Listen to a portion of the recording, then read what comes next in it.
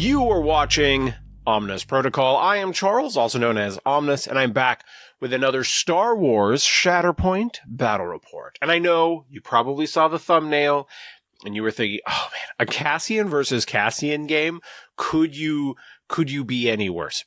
But I'm really excited about this game, and I think you should be really excited about this game. So I have Darth Pooz on the right, coming up from Eugene, also host of Between Two Sprues. So super excited to have a video with Pooz. And then also we have Scott, the world champion, Evil Houdini, playing the Armorer and Cassian list. So two absolutely wonderful people that were kind enough to let me record the game, facing off with some at least very interesting versions of the Cassian list. So these are two people that I think absolutely deserve to be, shown off and kind of, get into what will be a very, very cool game. So try not to let the fact that it is two Cassians, go against you. I have a lot of other games coming from this particular event that do not have Cassian in it, but this one I was most excited about. And honestly, a big reason for it is that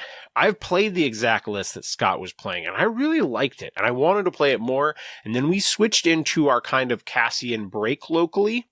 And so I just didn't get a chance to go back and revisit this list. So as soon as I saw that he was playing it, I was super excited, and I definitely wanted to get a recording of it going. And then on Pooz's side, I also really like his list. If I were to pick just best list in the game, it would probably be Mando and Cassian together. But then I really like his inclusion of Chewie in the list. I think Chewie is a really underrated secondary, especially in this current meta. So I'm excited to show you all how this game plays out. So let's dig right into it. So here looks like we have Scott's one priority, and they are playing on Sabotage, and he pulls Paz right away. Which is kind of an interesting first pull. They do catch kind of right away that they had an objective on the ground, not up on the elevation. Also, by the way, again, part of this terrain was printed by Aubrey from Momentous Struggle to help me, build out some interesting tables. So just big shout out to Aubrey and Momentous Struggle in general. All right, so he is electing to activate Paz first, not Pooz. He's activating Paz and jumping some supports. And there is a ladder over there, and so he takes that all the way up, and then he is going to take cover and go down. So not quite on the same elevation, but he gets Paz up to a point early, which I think is really a lot of what you would want out of Paz. I mean, obviously he'd love to do that same move and then also shoot at someone, but I think you're happy to get him up the board and have him be relevant.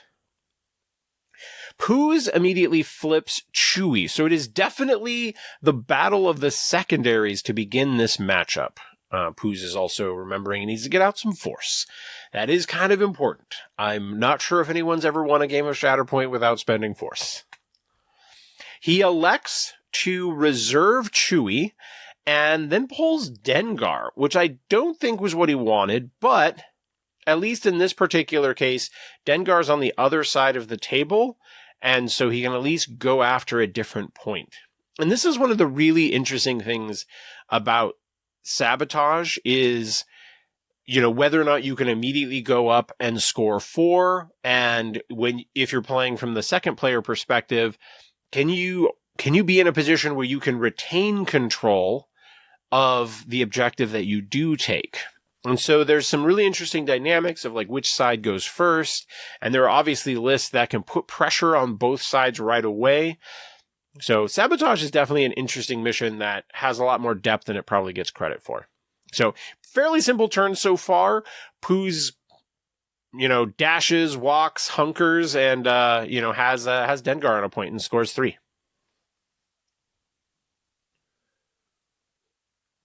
All right, next, Scott pulls the Covert Mandalorians, which I think this is a perfect pull for him, essentially. It guarantees that he takes the point from Dengar, And he gets to take a bunch of shots into Dengar. And if he gets a wound right now, it's very safe. So in this particular case, if the covert Mandalorians are able to kind of gang up and kill Dengar, worst case scenario is you get either Mando moving up and Cassian moving a rebel commando onto the point, which is fine if you have two coverts there and Dengar's dead, or they double move Mando and Mando doesn't have any points that he could effectively take. So you basically know that this activation is taking 4 points for you. So again, I think it's optimal flip for him for sure. I mean, maybe you could argue that he would slightly prefer Baze and Chirrut, but I also think not having Baze and Chirrut up the board too early, and potentially getting them wounded before you hit Shatterpoint and that sort of thing. So, yeah, I think this is a great pull for him.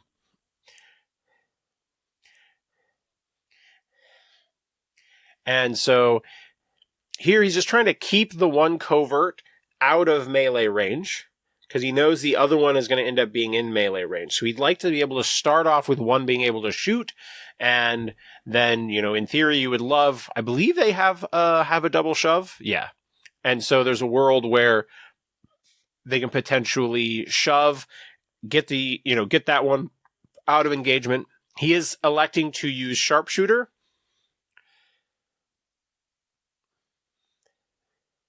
All right. Covert Mandalorians don't get enough credit, as they are one of the, I think, stronger supports in the game.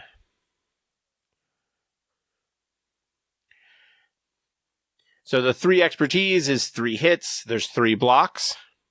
So they do 5 damage strain to soften up Dengar.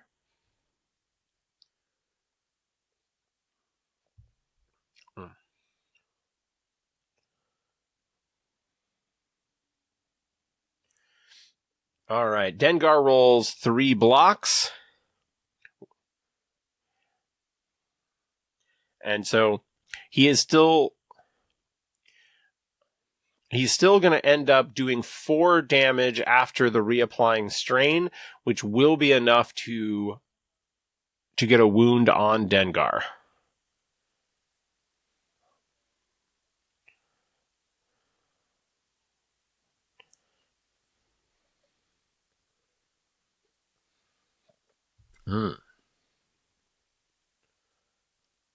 So now just got Pooz kind of deliberating a little bit of who to move around. He's taking a Mando movement, going up an ingress point. By the way, I love that these guys have 2 great color schemes. Just cool painted models. What more could I ask for?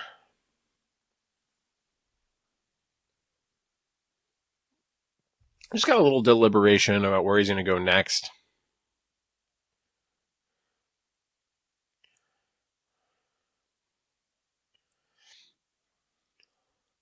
All right, so it really just ends up with a double Mando move, gets Mando up the board, threatening in a lot of ways.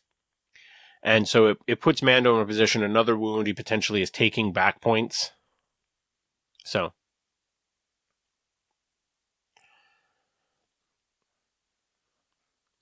All right, so now we're back to Pooz. Now Pooz feels like this is a good time to go ahead and do Chewie. Chewie dashes towards a primary, and then he's going to take cover. And then he is just going to climb. It's another very, very unexciting activation, but hey, you're scoring points. All right, so refreshing the score. So Pooz scored 3, then Scott scored 4, and now Pooz scored 3 again. And then we get a Shatterpoint for Scott, which I think he is probably quite happy about. The interesting thing about this is you normally think, oh, you're Shatterpointing Baze and Chirrut, but this really isn't a good time for them. And at the core, it just really wants to take that point from Chewie as the priority. So he is electing to use the Shatterpoint on Armor. Yeah. So here, what they're realizing that they didn't catch initially was that you can be range 2 on the other raised area and be within range 2 of the objective. And he didn't catch that at first. And that could have actually protected that point from Chewie. All right, so Armor jumps and then walks to an ingress point and then uses both Hunter and Prey to walk across and get behind Chewie. And it's hammer time, baby. So Armor gets exposed by that ability, as does Chewie. Chewie rolled no expertise, but then gets to add an expertise because of his ability. So he has 4 blocks and a heal. No. So the 1 expertise is just from his free.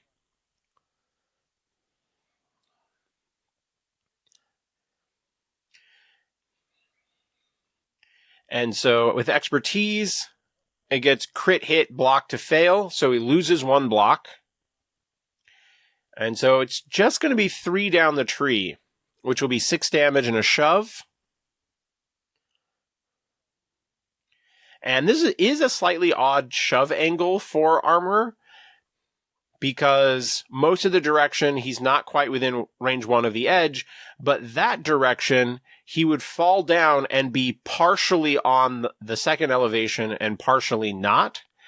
And so it wouldn't be a legal landing spot, and he would back up to being still on top of the terrain. So this is one of the nice things about Chewie, is he just tends to live through stuff much better than you would probably expect. And that sets, when you're playing Cassian or you're playing against Cassian, you really just want your models to be alive. And Chewie does that. And you might look at his defensive expertise and be like, it's fine. But he's always getting a bonus expertise, so it's a lot better than you probably give it credit for. All right, so he goes ahead and shoves Chewie, and then Armor follows up a bit. And because Paz is on that point, that means that Scott is going to score 4 again.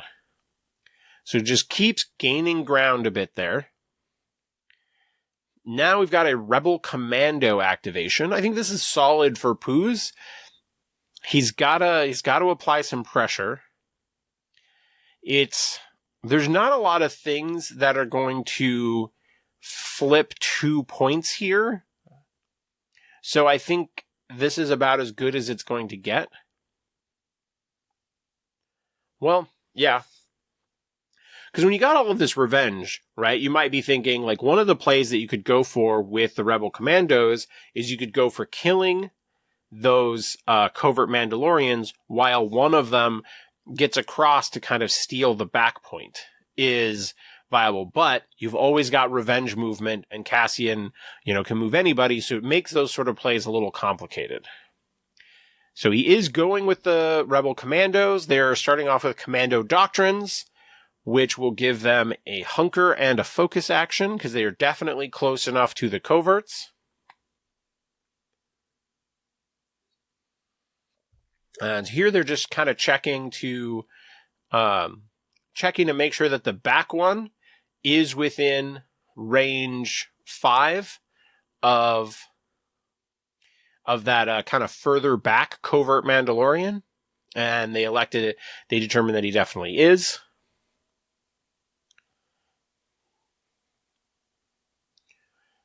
All right, so looks like 2 blocks for the covert Mandalorians from expertise. And so that Rebel Commando is going to full tree, 5 down. Rebel Commandos, pretty good.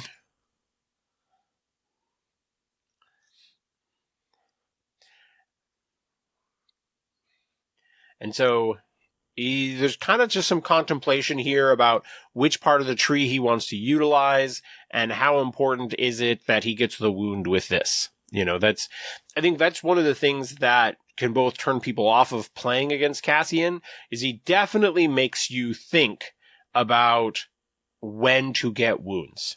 And, kind of in a more extreme way than a lot of the other sort of revenge characters do.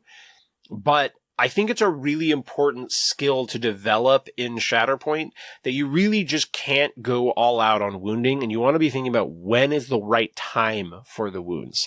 Because honestly, a lot of time when I play against Cassian, I do try to wound his entire team if I can, but it can be really important to get those wounds in the activations that you want, or at least understand the consequences of going for a wound in that point. And if you have ways to defend against the, those revenge movements.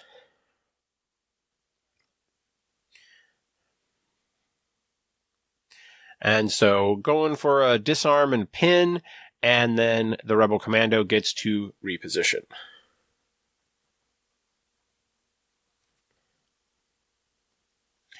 And so what he's doing here is the goal is to threaten to take that back point.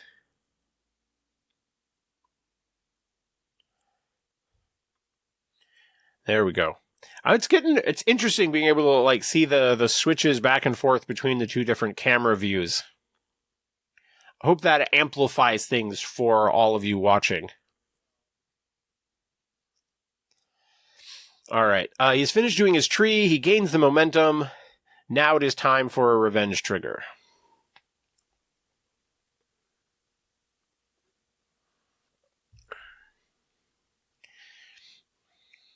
And he's just sort of contemplating what are the options for protecting the point. So you can see here one of his first thoughts is, can he protect that point with a Bayesian Chirrut revenge movement? But it's going to be close. It thinks like he probably does hit the ladder, but there's still another Rebel Commando shot that's going to roll 8 dice and does double shove on 3, which is really not crazy. And it would be pin. So only needing to go 3 down is not difficult.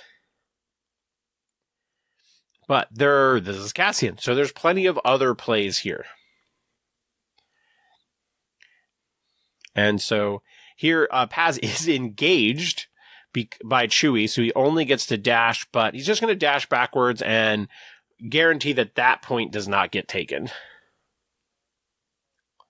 Which I think is probably the best play overall in that moment. And then it looks like taking another shot at the other Rebel Commando, just might as well.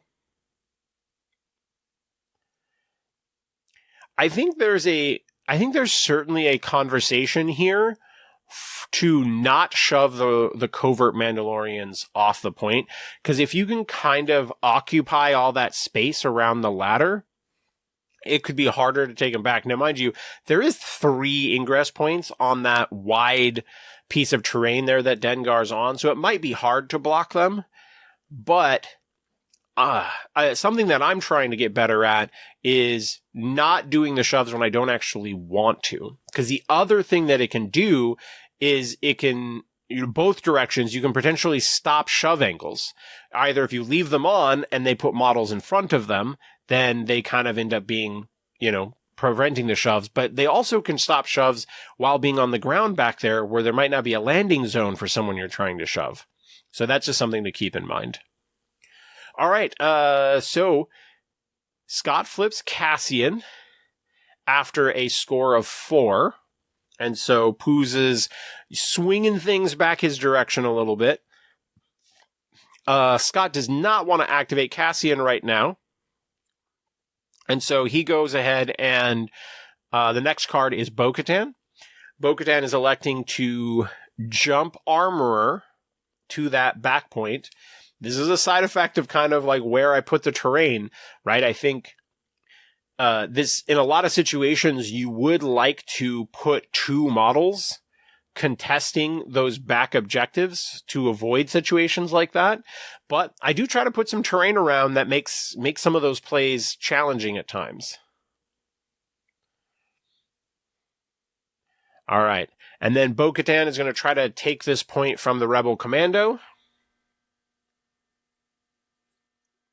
That was a walk, get Mandalorians are stronger together, which gives her a heal to remove the status effects off the coverts, and then a dash to the ladder, conserving some force. But unfortunately, she is only going to go 2 down her tree against the Rebel Commandos, which I couldn't tell you exactly what it is, because it feels like Bo-Katan has totally reasonable expertise, is often rolling 8 dice in melee, but just doesn't seem to quite hit that 3 down consistently enough. Yeah. So unfortunately that does not create a swing of 4 points, which is definitely what Scott was going for. And I totally agree with the play. I think you almost certainly go for that.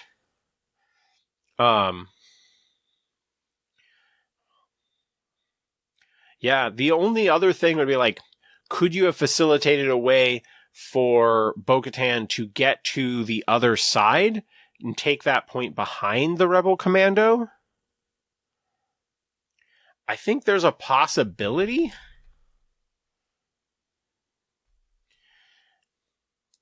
I mean, it certainly would have at least cost a force, but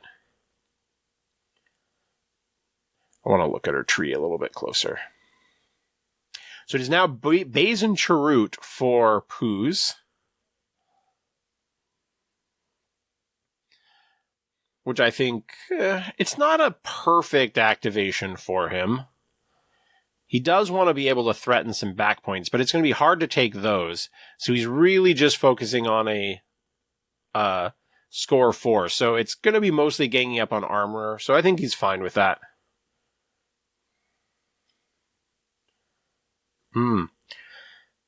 Oh, Bo-Katan does jump on 2. That's what I thought. So, yeah, I think if he was willing to spend the force, which does get a little bit risky there, could jump over the Rebel Commando and then jump to the back point. So there could have been a score 4 for Scott there. I don't know if he considered that, but just wasn't willing to spend the force. I feel like 1 force to, go back to scoring 4 is a pretty big deal.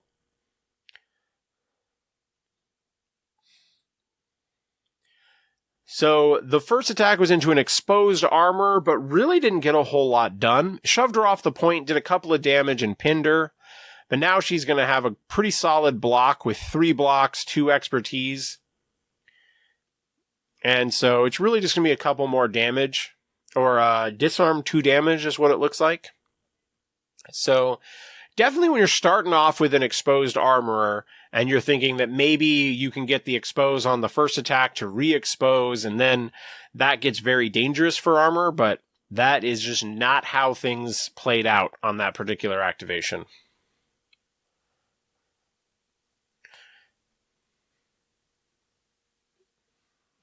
All right.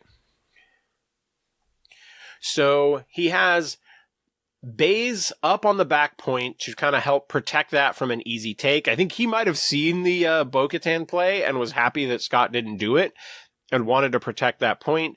And so is happy to just be like, hey, I'm scoring 4 and I've got people back on every point again. So now got a little deliberation from Scott happening now.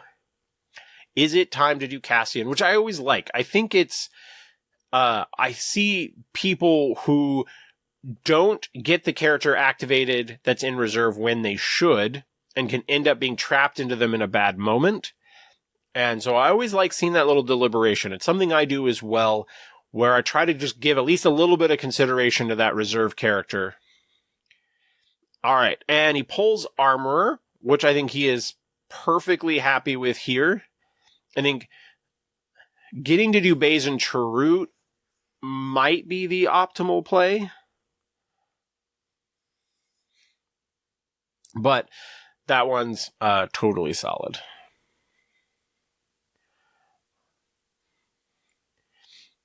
And so they're just jumping Bo-Katan forward.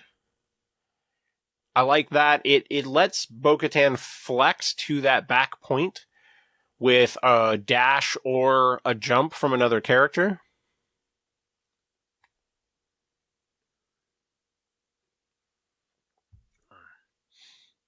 All right, so armor is Shakes Disarm.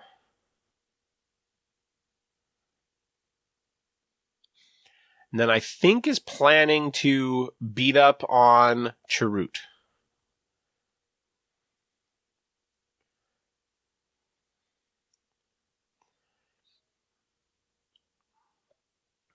All right, and that was both Hunter and Prey, so Baze and Chirrut are exposed. And so just 2 blocks for Baze and Chirrut because... And looks like a pretty solid roll for armor. That's no fails.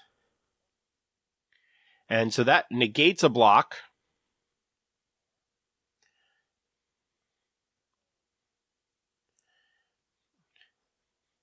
So she is going to get to heal Expose.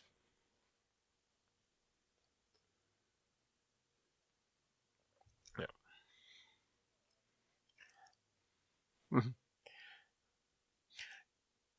Just kind of figuring out, he's gone far enough down that he is going to heal off the Expose.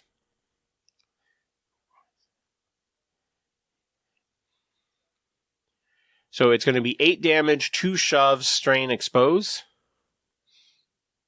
So leaves them on 1.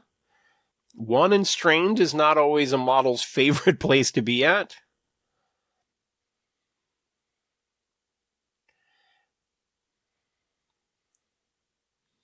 And then just does a little shove into the ladder. And so that'll be a score of 3, which ends on 0, so they both gain a momentum. I like that both of them have the Cassian promo. What a cool card.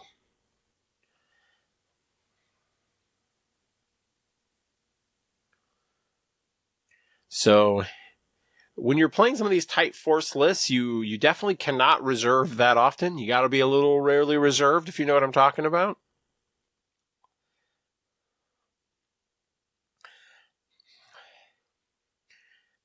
And so here he's like, so this is an interesting thing. I actually saw this during the editing, and so I wanted to call to it.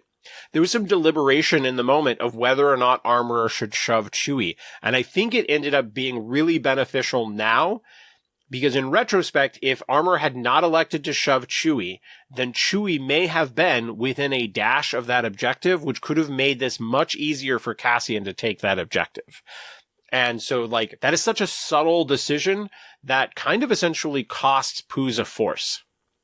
And so he does reserve Cassian and pulls Mando.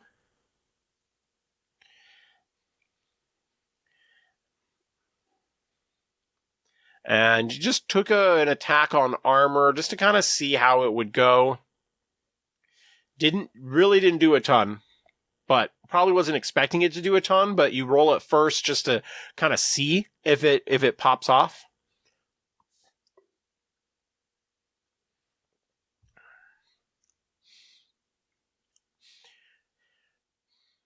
So now he's thinking, all right, is the plan to go in Clan of 2 and try to fling Paz off the point? Which I generally like. Paz can be a really complicating character to deal with. But it looks like he's kind of focused on Armorer now.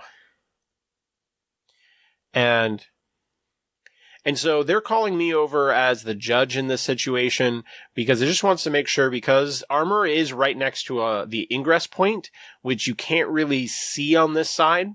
And Pooz just wanted the judge to kind of declare whether or not she could.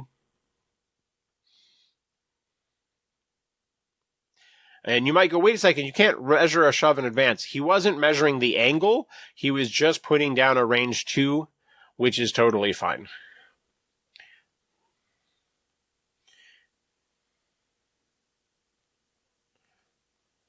Yeah.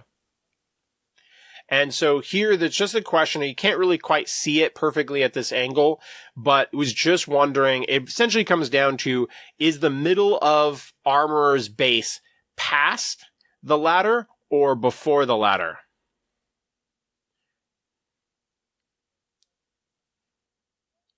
And essentially, what I was going over there is like, yes, the middle of her base is past that ladder, and so she would be able to be shoved away from it. She couldn't have been shoved kind of the other direction because she would have impacted the ladder.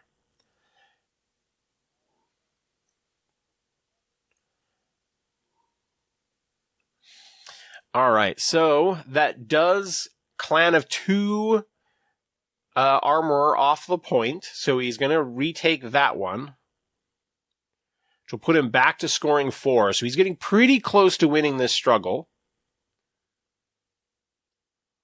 Now it's Cassian time.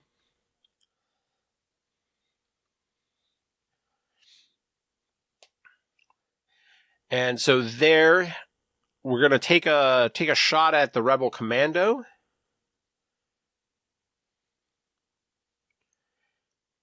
Pretty solid roll for Cassian. Only 2 blocks from the Rebel Commando. They don't have great defensive expertise. So it looks like it's going to be 5 down for Cassian, which is pretty good.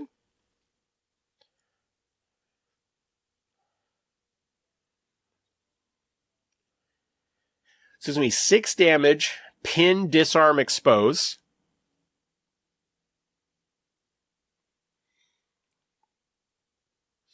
So definitely stacking up the status effects, which is getting a wound.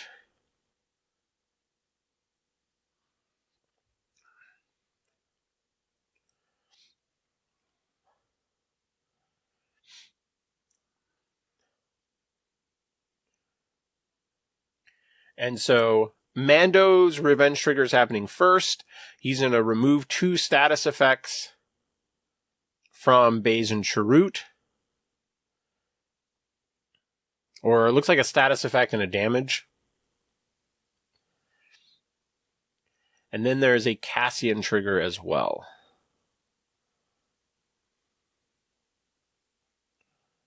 Or there, now we're just resolving the Mando movement first, because we did his heal.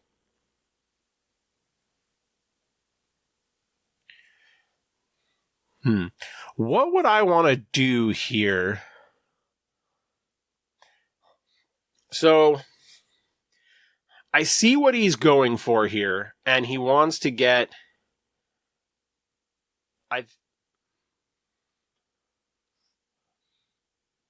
And then he gets to remove another condition because of the effect. Pretty sweet there. And then moves up and gets onto that point.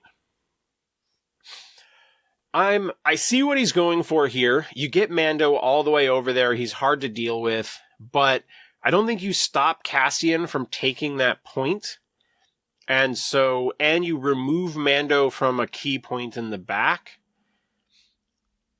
I think I would have liked to get Mando onto a different point that you're not definitely losing to help protect a point, or just like move Mando a bit forward and then start off with Cassian on that back point. Something like that. I mean, I definitely like the Mando double move there. But right now, Cassian's starting off like engaged with Armorer.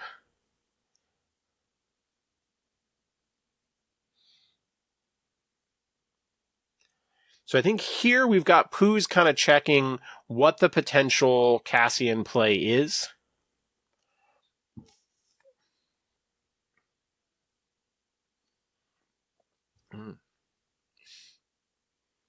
Oh, Baze and Chirrut would be they're not engaged by anyone. They would have a hunker at the moment. I don't know if that's gonna matter. There's been a lot of punching in this fight. Yeah, definitely not gonna matter.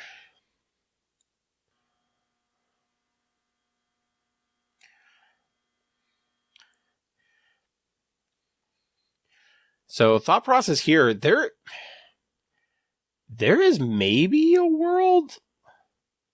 No, I mean, scoring 5 seems unlikely. Because I think both Baze and Chirrut for Scott are on that kind of left top of the screen objective that's kind of obscured by the view at the moment.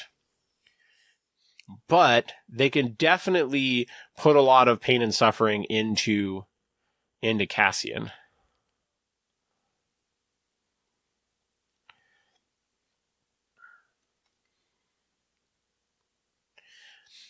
And so I think here actually, yeah. So you knew that Shatterpoint was the last card. I don't know which one is attacking at the moment.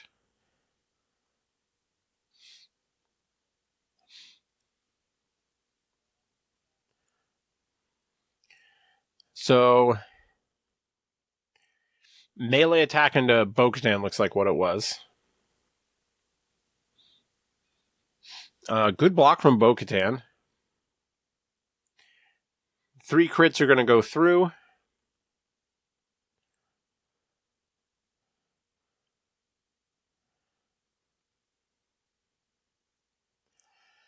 How do I feel about Bo-Katan being the target?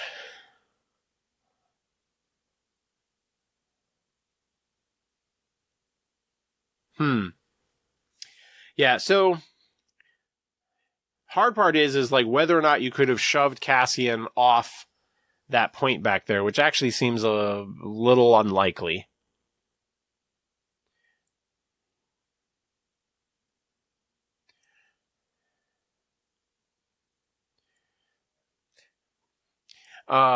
Yeah, so I think Pooz made a little bit of a mistake there. He forgot that it's 2 guys on there, 2-2, so he does not take the point.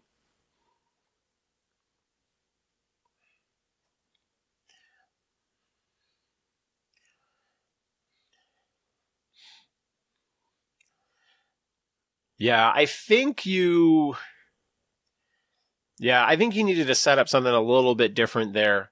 I think there was probably a world where you shoot with Chirrut first and have had Baze in a position, so you get 1 shove on Cassian, and then maybe Chirrut shoves him more towards the top of the map, and then you can potentially take that point. That's a really defining turn for a game, because I think that's a moment where you absolutely could be taking control of the mission.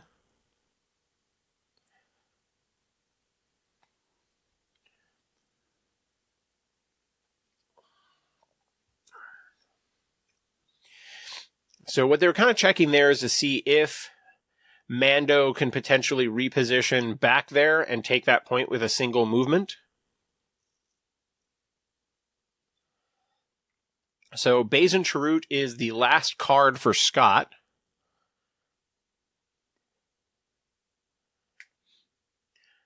I think he's definitely needs to make a pretty considerable play here. And the hard part is all of the objectives he wants are kind of far away from him.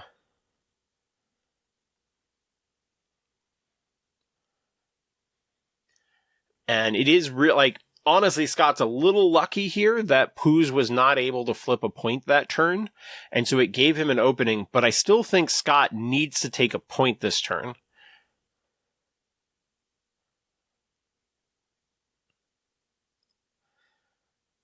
There is an opening. How does he get it? I mean, 3 is not awful, but I think you really want to swing it back to 4. These teams are just playing so close.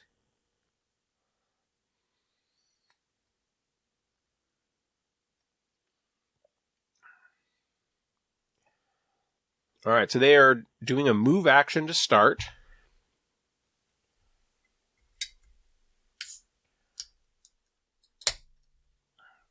Who is he going after here?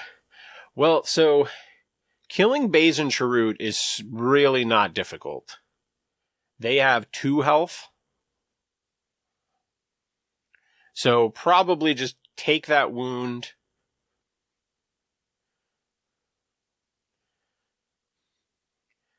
But, obviously you've got Mando potentially moving over to another objective. And so maybe not even... Yeah, and he's going to forego the attack and just hunker. He just wants the point, which I respect. That's... Pooz gave him an opening, and the important part was just get to the objective. I can't disagree with the logic there. Getting it to 0 is huge for Scott there. As now you have a Cassian activation left, and he's pretty far back. This is where I think there's a couple of turns in a row where I think I would have played Pooz's position a bit differently. Because I think if you had used one of the reposition triggers to get Cassian further forward, then there's a lot more that he threatens. Also, shout out to Scott. I think it was really clever making sure to just kind of leave Baze back there on that objective.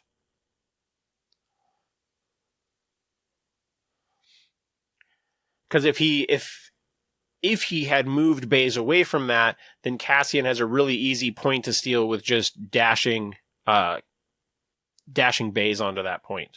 Or dashing Chirrut onto the point where Baze is at.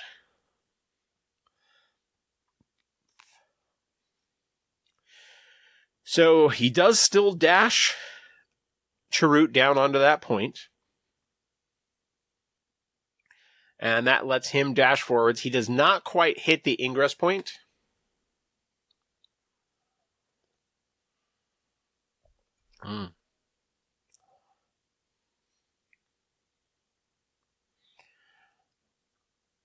So Baze and Chirrut are on the steadfast side, it looks like. So it's going to be a little tough for Cassian to try to get Chirrut off that point.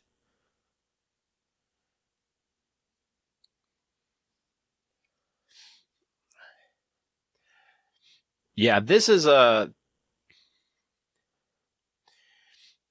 Alright, so... Cassian just uses his movement then to go up the ladder, and then is going to roll dice into shoot at... That's Bo-Katan. I think the thought process is a wound on Bo-Katan would potentially set him up to still flip a point, which I like the decision. Bo-Katan rolls 1 expertise. Oh, she was exposed, so no blocks. But he just rolled a bad attack roll.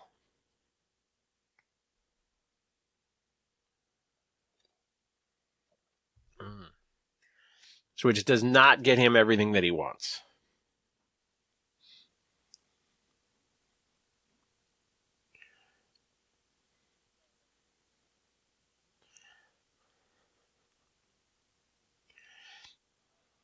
Oh, he does get the wound there, but not enough for a reposition with Cassian, which would allow Chirrut to just walk and protect that point.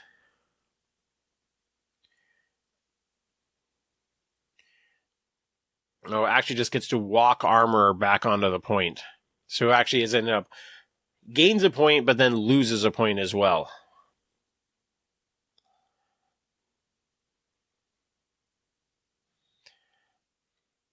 Yeah, that's a rough fallout there for him. Roll a little bit better, you're able to reposition back and protect that point. I think also, if he did things in a different order and he just advances Cassian, hits that ladder, goes up, shoots at Bo-Katan, and then can still dash himself down and Chirrut whatever direction he wants afterwards. So, just a slightly tough spot for Pooz. Alright, and then to start off things, not that Pooz needs a break, but gets Shatterpoint right away from Scott, which is pretty scary at this point in the game.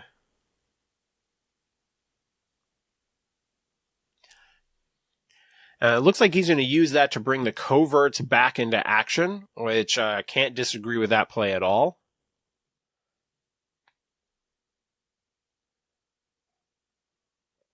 Well, yeah, one of the nice things about this particular list that I think people may not give enough credit to is in this world where everyone's talking about Seven Scorch and Base and Chirrut, you forget that coverts are really good.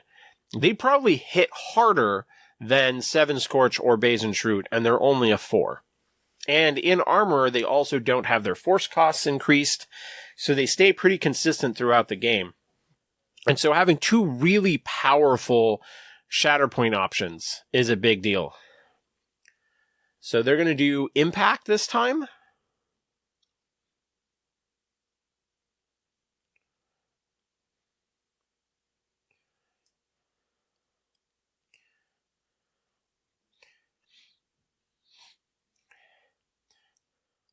I think he's rolling too many dice here. Just a little slip of the mind that Cassian only gives the +2 dice to rebels. He was full hits, and so Pooz was being kind to him and just being like, "Hey, just take away 2 hits because you had all hits." So it makes it pretty easy. Just remove 2 of the hits, and so 3 blocks ends up with 3 successes still going through. So 3 damage, shove, strain, shove.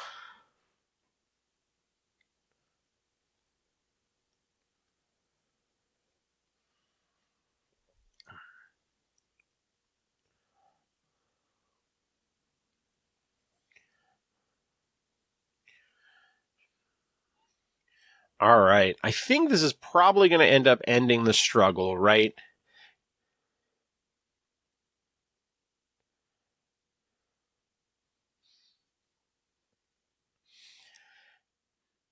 Yeah, it's just kind of a question of does the revenge movement help? And so he's going to elect to advance Chewie to the middle, try to protect things start off things for next round. Now he's got a Mando movement as well. Also, that Chirrut movement is really, I know that was just kind of like where he could get to, period, but it also perfectly blocks Mando from repositioning onto that back objective. I don't know if that was going through Scott's mind, but it's probably got to bother Pooz. That's like, Chirrut is just in the perfect spot, essentially. Oh, maybe not. Maybe he can get to that point. It looked like he was in the perfect spot to block it. Oh, no, looks like he wasn't. Yeah, the hunker may have moved Chirrut just far enough to give a millimeter to Mando. That's interesting. It always very surprises me how, not really surprising, but I find it really interesting how often like 1 millimeter ends up mattering so much. Takes a shot at Chewie and it's 5 blocks and a heal.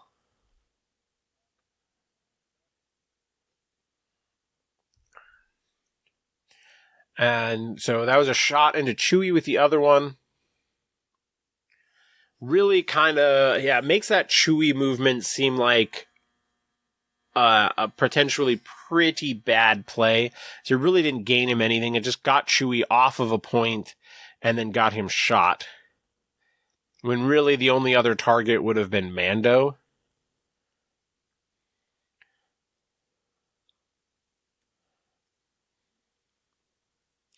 So now you've got, it looks like the struggle is going to end, and it's starting off with a pretty good mix of objectives being held by Scott.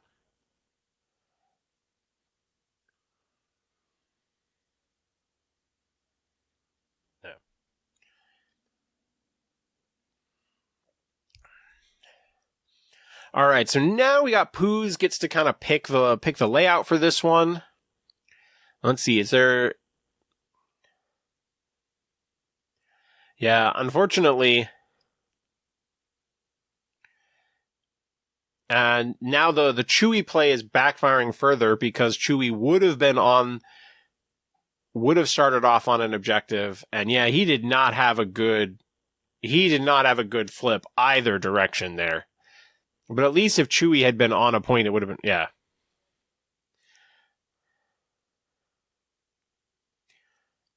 All right, he pulls Mando. He does have Dengar, so he can reserve Mando for free.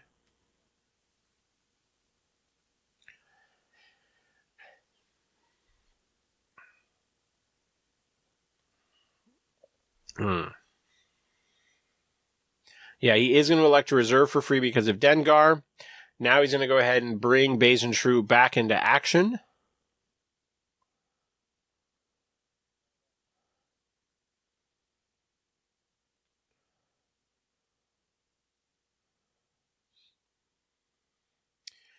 So what's the play here?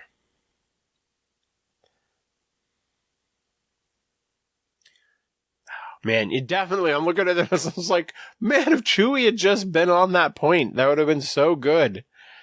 Well, not necessarily like so good, it's just like, wouldn't be feeling like this is as disadvantaged for Pooz.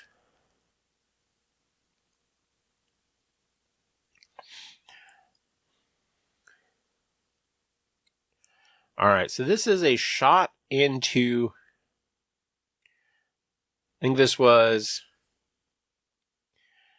Yeah, so this was a Baze and Chirrut attack into Baze and Chirrut. And so 2 down, then a dash for a defensive dash.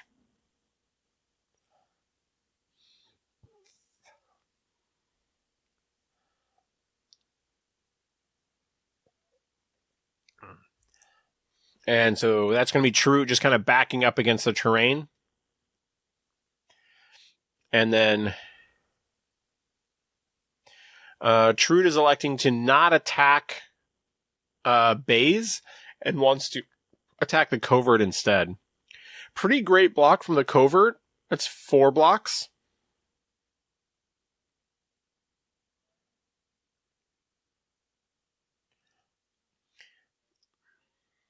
And they're in the deck, so they're going to have protection as well.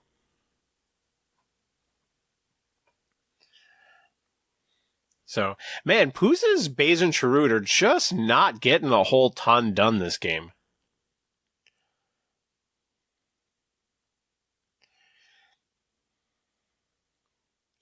So just a couple damage, disarm, pin on the coverts. And then Chirrut gets up on that point.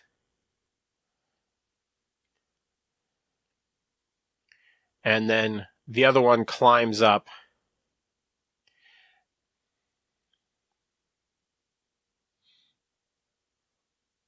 And so Pooz only scores 1 because Mando and Baze are on the upper right objective. But he stops Paz from at least being able to immediately take control of it. But, man, perfect pull again for Scott. This is, when you're playing Paz, the one thing you just don't want is just to get trapped into a bad Paz activation when you don't want it. And this really could not be a more perfect situation where Paz wants to take that point. It is the priority objective and has just like one target that he needs to get off that point. And it looks like they're on the cover side. Oh, but he elects to reserve Paz.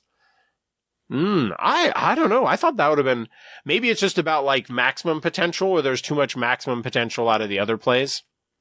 He does elect to reserve Paz and pulls Baze and Chirrut.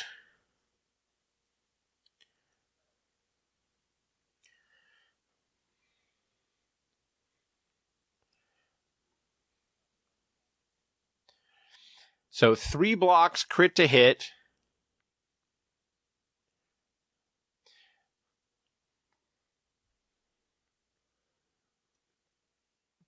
Yeah, so we got another Baze and Chirrut versus Baze and Chirrut activation. Gets a little complicated to explain that in commentary. So not much. Looks like a damage and a pin.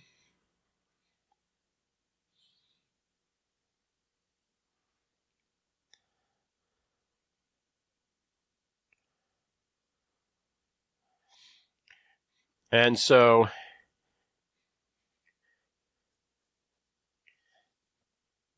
the shove does not get Chirrut off the point.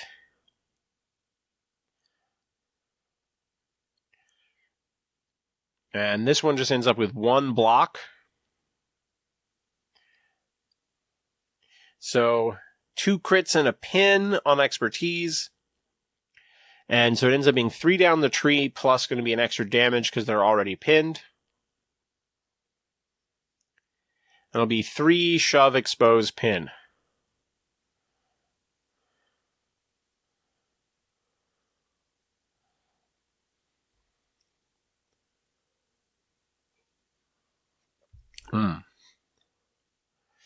So it gets Baze off the point.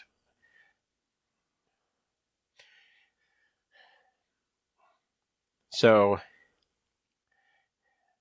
Paz moves up, hits the ladder. After the shove, there is enough space for him, so he is going to take the priority point. And Chirrut is going to stay still. So he's going to score 2. Expertise is the next one, which is Chewie's point. This is rough for Pooz. Like, you have now you have lost 4 scores because of moving Chewie away. So it's like Chewie moved off the point, got shot, and then lost 4 points. All right, Chewie's coming back.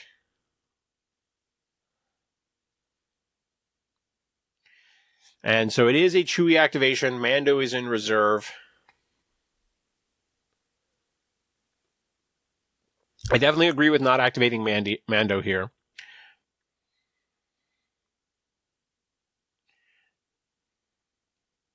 So he moves just like basically a millimeter or so that he can trigger giving Cassian a hunker and a heal. And wants to stay out of melee with armor, because his point is he just wants to move backwards and take the objective. And he's just going to climb up.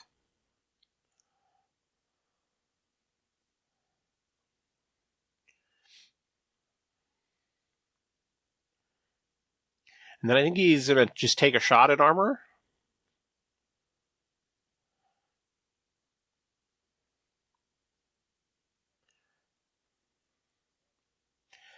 And so armor has just got 3 blocks, no expertise, or 1 expertise. So it's 3 blocks, crit to hit.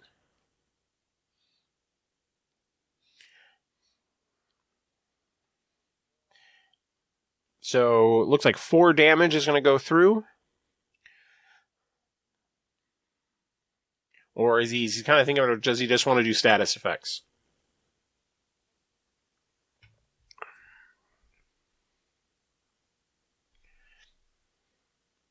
I'm going to do 3 damage, expose, strain, which I like a lot here. Puts her in kind of an awkward position for her next activation.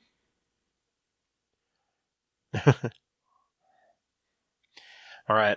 It is now mission critical in the tournament, so Pooz is going to get an extra momentum this turn.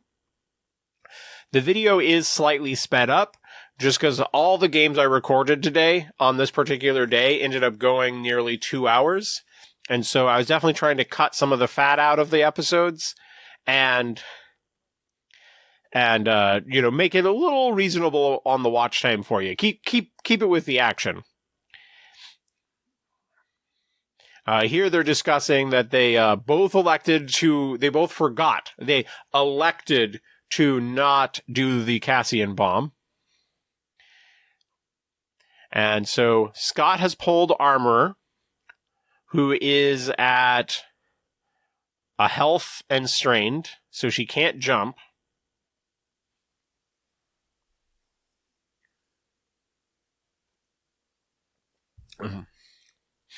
The other interesting interaction here is that if she uses Hunter and Prey, she would kill herself because she's exposed. So if she re-exposes herself, she would also die.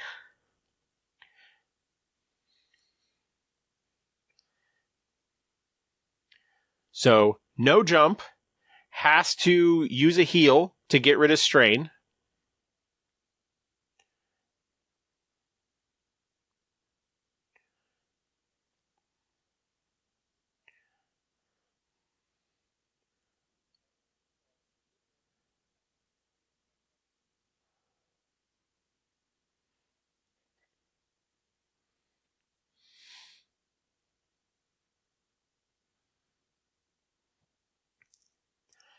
I'm trying to figure out exactly what that was.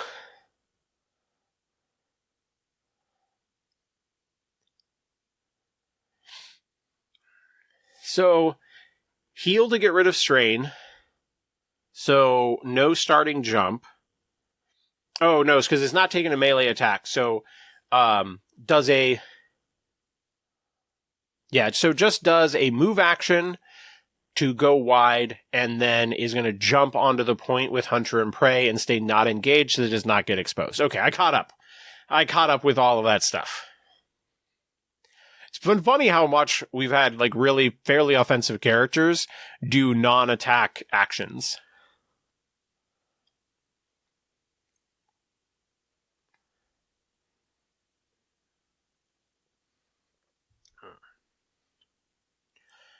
Okay, so it looks like he is going to go ahead and take a Mando activation now. He is not engaged by anyone because Bo-Katan is wounded.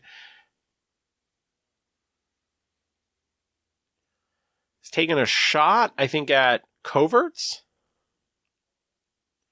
Coverts blocking 3, I believe. Yep.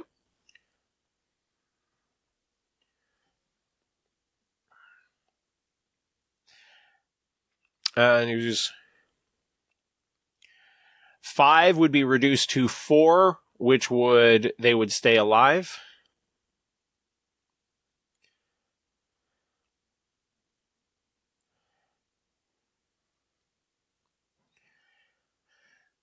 He does get a free clan of 2.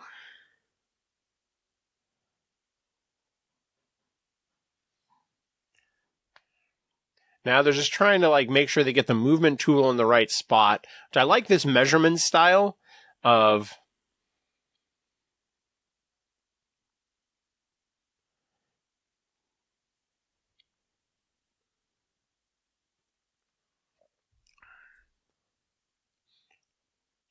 So it was a reposition on the tree, I believe, to hit that ingress point. And then clan of 2 to the other ladder.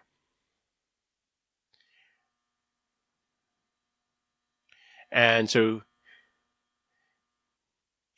and then clan of 2 fling Paz off the point.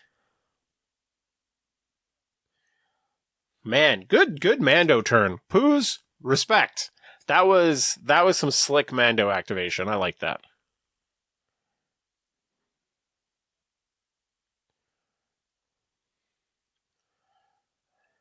I think they might have forgotten to put damage on the coverts there. So I'm pretty sure that was a shot at coverts. Oh, no, there we go. We're caught up now. They were thinking that they were at the same point of checking, getting through all the Mando stuff and then make sure he has. And so now we got Paz activation coming back. So Paz is going to use his move action to climb. There was no Mando supports nearby. He just didn't want to be engaged. So he's going to fire up the gun at Chirrut.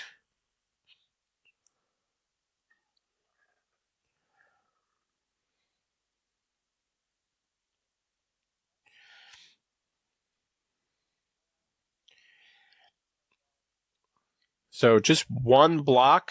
And so it's going to be 7 damage Actually, 8 damage after reapplying pin.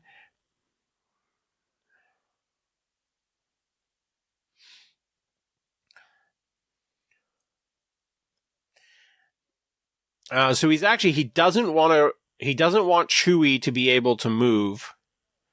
And so he's realizing that he may actually have to kill him to accomplish anything. Yeah, so he's going to go ahead. Yeah, basically with the amount of health and to like get the shove.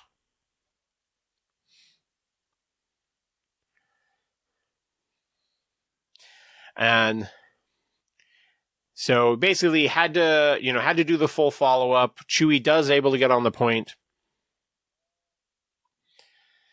Yeah, it was just to get the shove. He had to get the kill, it looked like. Or I think it might have been that Paz wasn't on the point, and so if he doesn't, yeah. I don't know what the exact logic there, but it definitely Scott felt like he had to get the kill and was just hoping that maybe that he could shove himself into a spot that would stop Chewie from getting to the point. So just a score of 1 there.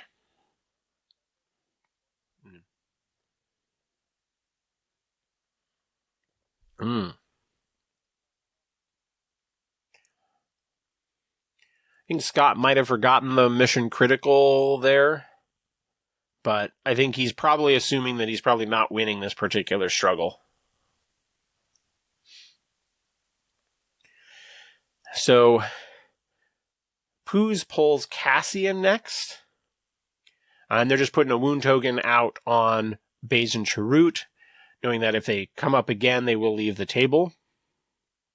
Pooz is just kind of double checking which cards he has left.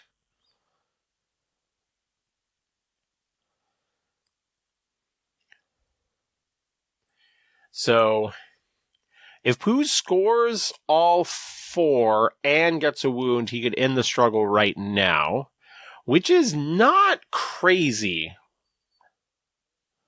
No, scoring 4 might be harder than it seems. Well, yeah. Yeah, it might be impossible, actually. All right, so Cassian is moving.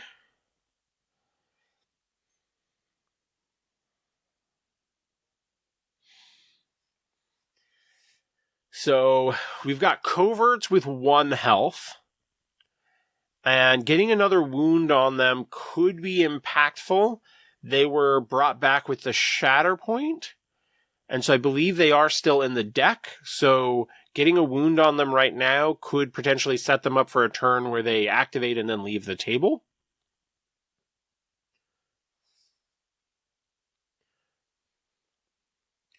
So here we just got Pooz kind of deliberating a little bit about whether he wants to flip stances or not. Cassian does have 2 actually like interesting stances where you make some decisions. But he is electing to not switch sides.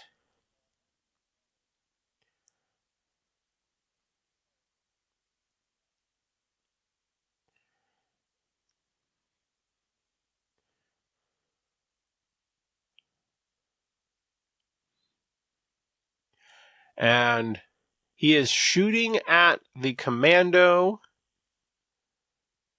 or the covert Mando, I believe, and then dealt 2 damage to Mando with "We've all done terrible things."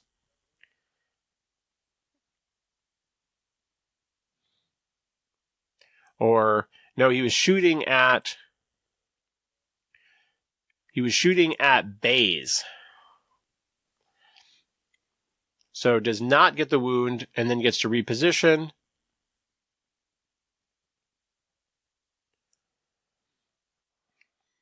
So that's kind of a split ladder, so it doesn't get him all the way up onto the right elevation.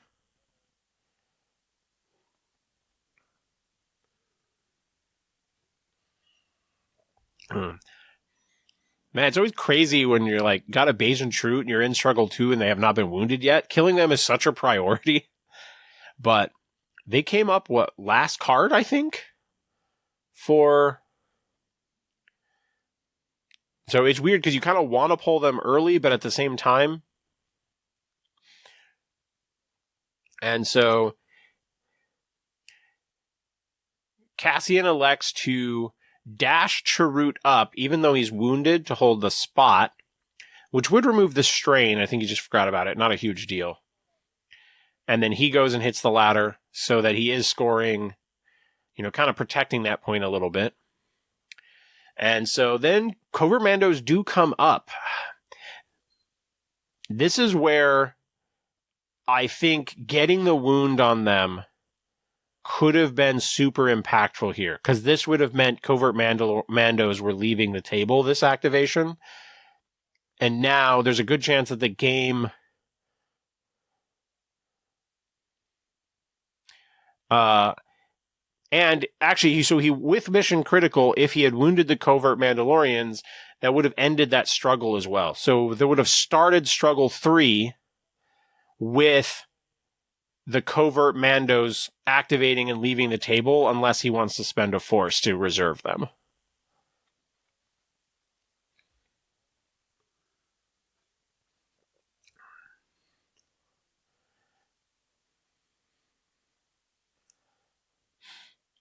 Okay, so this was a Covert Mando shot, 5 damage, strain, disarm, shove into Cassian.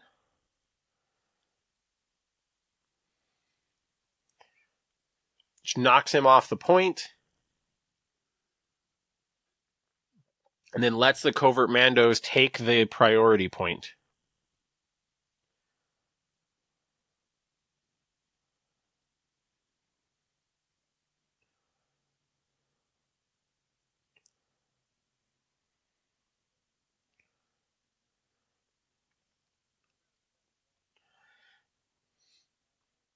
And so they're just trying to figure out if Cassian was going to still be in range for the objective when the Cassian bomb goes off.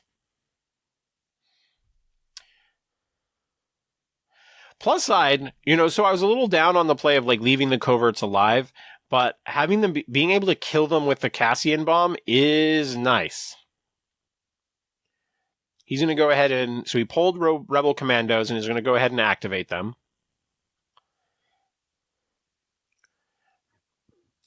He needs to take a point or get a wound to take this struggle.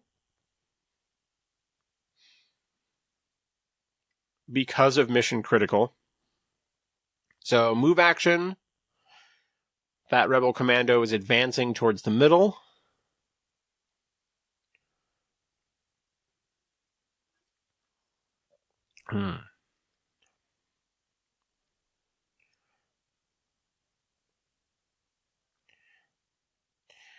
So he was just backing up slightly and just being like, hey, I just want to shoot first. Oh. So no, he is going to move first.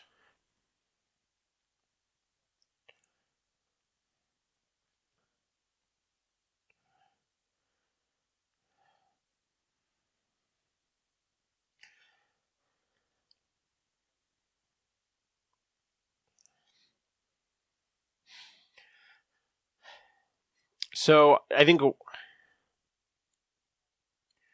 So what he's worried about was Paz potentially taking that point back, but it doesn't actually matter, really, because a wound will still win the struggle.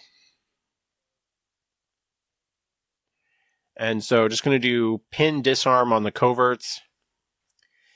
See, here I would have definitely taken...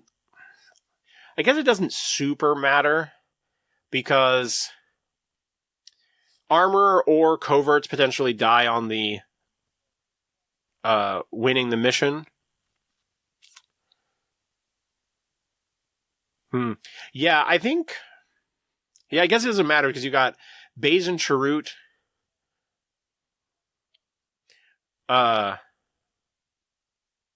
So he has the potential there to to actually get 3 wounds off the Cassian trigger.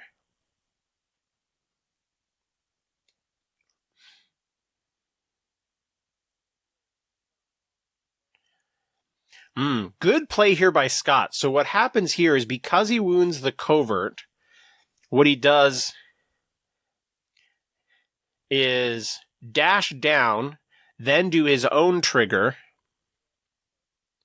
4 damage, pin, shove, expose. So big Paz play there.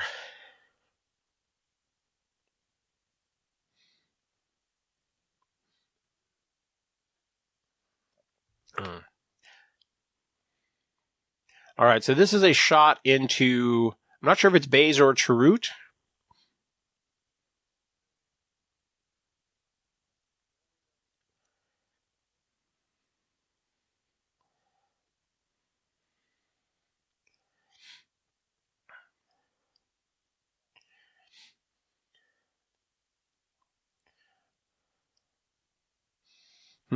Trying to figure out how I would have wanted to play that out exactly.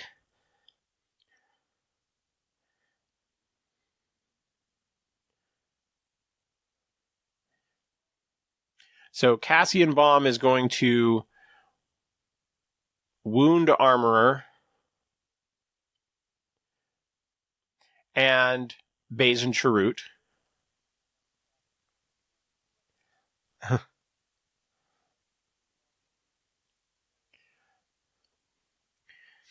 And then let's see.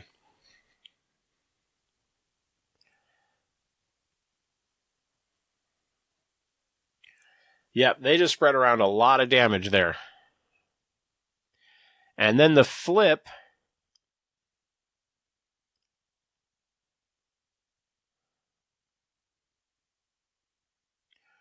Oh no,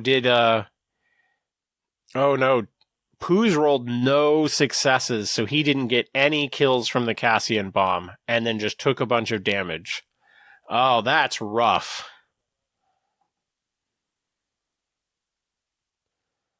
That's such a sad start.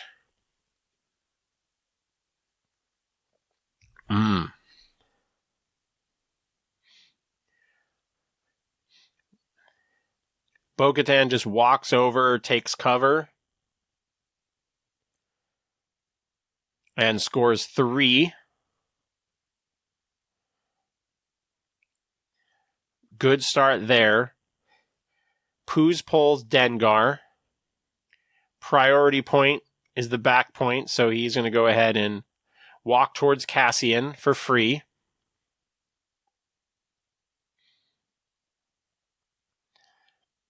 And then walk onto the objective. I think just be hunkered. Hasn't removed damage from him. Oh, he's doing that now.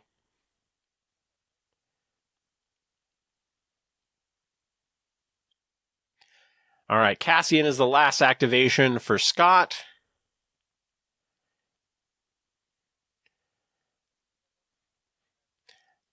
And Shatterpoint is the last card for Pooz. Looks like priority roll is going to be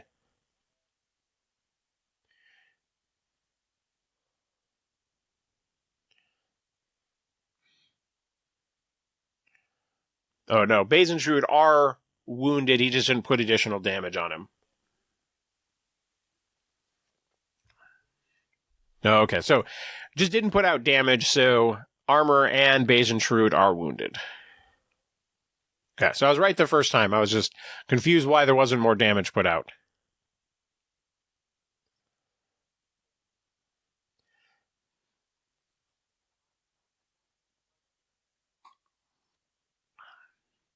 Okay.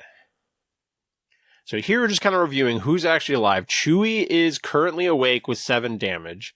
The Rebel Commandos took 5.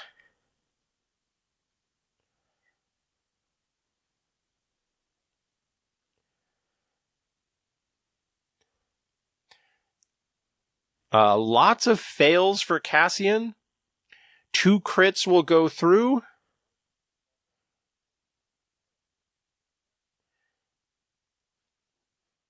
And so he's going to take a wound on the Rebel Commandos.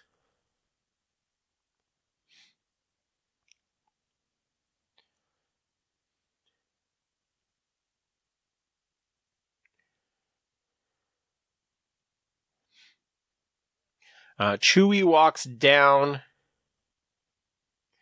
He's realizing that he should have done it, or he was doing it in the opposite order.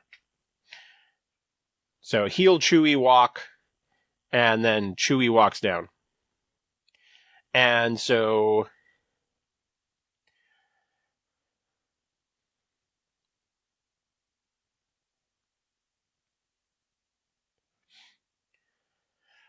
Scott is one away from winning.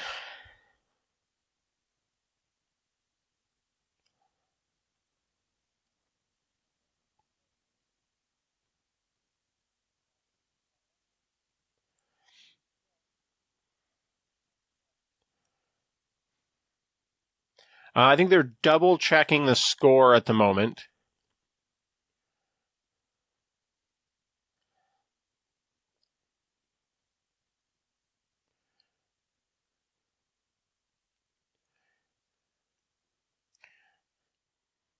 And so, let's see. So they're double checking the score right now. So it started off with a score of 3 for Scott. And then Pooz scored 2, which would go to 1. And then he scored 3 again, and it would go to 4.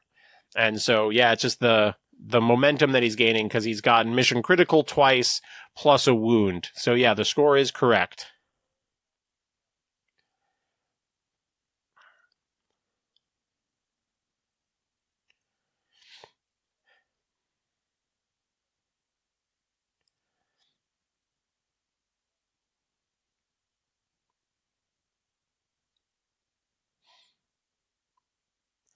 All right, so we got an attack going down.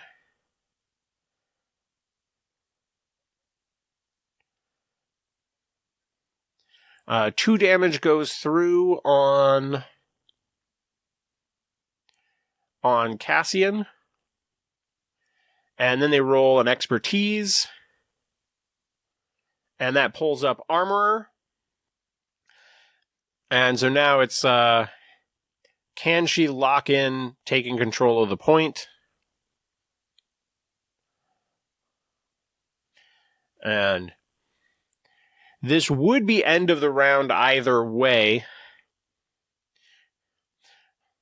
But it looks like Armor was going to be able to close things out. Yeah, so they are going to go ahead and resolve it real quick for the camera.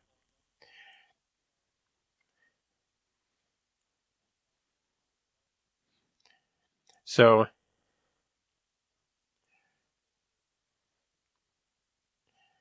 yeah. So jump, jump, walk, hunter and prey, take that point, and then that's enough to close things out. So, man, what a cool game. I love both of these lists, so I'm really excited to see them in action. That was definitely sweet. So, big shout out to both Scott and to Pooz. Thank you so much for allowing me to record the game. This was a super cool matchup. It was really cool to see how the two different versions of the Cassian list kind of clashed with each other. And I definitely want to have a chance to play this Cassian Armorer list again. But also, man, I got to put Chewie on the table again. Every time I put him on the table, I'm liking him more and more. So big shout out to both of these guys. Thank you for coming out to the event at Mox, and congratulations to Scott on a great victory there. We will just close things out and just remind everyone that there are some Cassian lists that are cool and worth exploring. They don't all suck. No, Cassian's a really cool primary. I think he's really interesting. I know the community is a little down on him, but I think there's a lot of cool lists that he can work around, and both of these I like quite a bit. So, later, nerds.